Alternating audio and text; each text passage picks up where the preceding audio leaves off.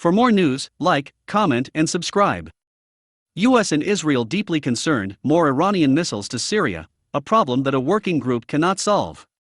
In the typically anodyne White House readout of the April 27 conversation between National Security Advisor Jake Sullivan and his Israeli counterpart Meir Ben-Shabbat appears this sentence. The United States and Israel agreed to establish an interagency working group to focus particular attention on the growing threat of unmanned aerial vehicles and precision-guided missiles produced by Iran and provided to its proxies in the Middle East region. On the same day, the website Breaking Defense carried an article entitled "Russian Fleet Protects Iranian Ships Smuggling Arms," Israelis say. It said this in part.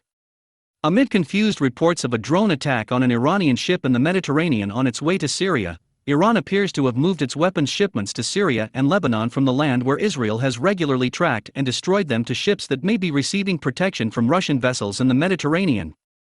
Israeli defense sources here say the Iranian ships sail from the Red Sea, transit the Suez Canal, and arrive in the Mediterranean. The defense sources say the ship's documents claim they carry only oil, but there are indications that oil is not the only cargo.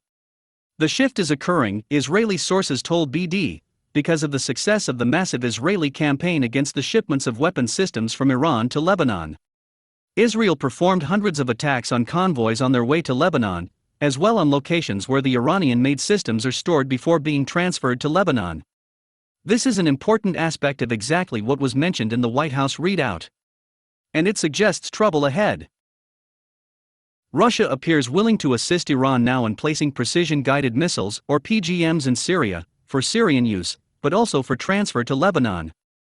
This may mean fewer Israeli attacks on land convoys, but it will also mean more attacks on locations in Syria and eventually Lebanon where such weapons are stored.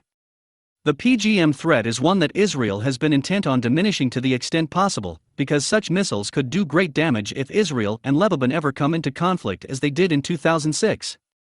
Israel will not decide that its efforts must cease because the shipments are now going by sea rather than land, and it will have no alternative but to hit the shipments when they arrive in Syria or Lebanon. To date, Israel has avoided such strikes at Lebanon and hit only inside Syria, but that cannot last if the number of PGMs rises and rises.